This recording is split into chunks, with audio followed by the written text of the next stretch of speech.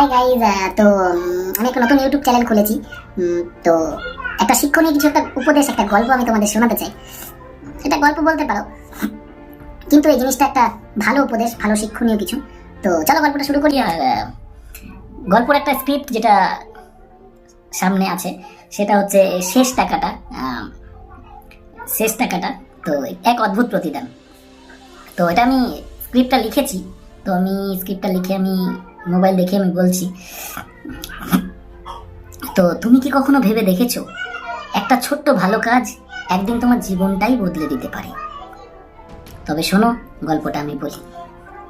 সেদিন সন্ধ্যা, রাস্তায় ভিড়ভাট্টা, একটা লোক হাঁটছে, পকেটে শেষ 10 টাকা পড়ে আছে, মুখে ক্লান্তি, পেট খালি, কিন্তু মন বলছে আজ খেলে কাল কাজ পাবো। তো হঠাৎ চোখে পড়লো এক বুড়িমা রাস্তার পাশে বসে।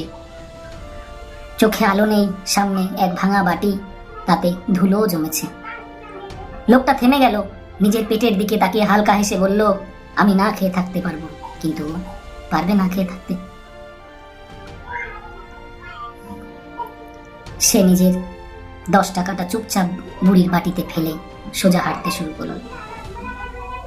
বুড়ি কিছুই দেখতে পেল না, শুধু বলল, ভগবান তোমার মঙ্গল করুক বাবা। 2 ঘন্টা পর সে এক দোকানে জল খেতে ঢুকলো। দোকানদার তাকিয়ে বলল, ভাই আপনি সেই লোক না যিনি গতকাল আমার হারানো মোবাইলটা খুঁজে দিয়েছিলেন? আমি কৃতজ্ঞতা জানাই আপনাকে। এই নিন, আমার কৃতজ্ঞতা স্বরূপ আপনি 1 কাপ চা এবং কিছু খান। লোকটা অবাক হয়ে বসে পড়ল, হাতের ধোয়া ওঠা চা মুখে একটুখানি হেসে, মনে শুধু একটা কথাই তার বাজছে, ভালো কাজ কখনো হারায় না, শুধু সময় লাগে ফিরে আসতে। তো এখান থেকে একটা ছোট্ট একটা উপদেশ আমি দিই, তুমি যদি আজকে খারাপ কাজ করো, সেটা তুমি হয়তো আজ ভালো থাকবে, 10 দিনও ভালো থাকবে, সেটা তুমি লোককে দেখাতেও পারবে আমি ভালো আছি, কিন্তু সেটা ক্ষণস্থায়ী, দীর্ঘস্থায়ী নয়। দীর্ঘস্থায়ী কোনটা? যেটা তোমার আসতে দীর্ঘস্থায়ী লাগবে, যেতে নয়।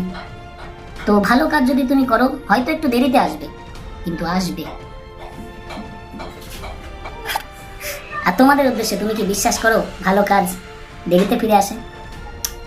তো আমার উদ্দেশ্য একটাই, আমি ইউটিউব নতুন খুলেছি, তো আমি ভালো কাজ করে আসতে চাই, হোক না দেরিতে, সেটা হোক না ভালোভাবে। তো এই উদ্দেশ্যে স্ক্রিপ্টটা লেখা। তো আপনারা আমাকে আশীর্বাদ করবেন, ভালোবাসা দেবেন, সাবস্ক্রাইব করবেন ভিডিওটাতে, তাতে আমি অনেক আনন্দ পাবো আর আপনাদের এন্টারটেনমেন্ট করার সুযোগ আমি পাবো। তো আপনারা ভালো থাকবেন, খুশিতে থাকবেন, আনন্দে থাকবেন। আর শুভ দীপাবলি, প্রীতি শুভেচ্ছা আপনাদের সবাইকে।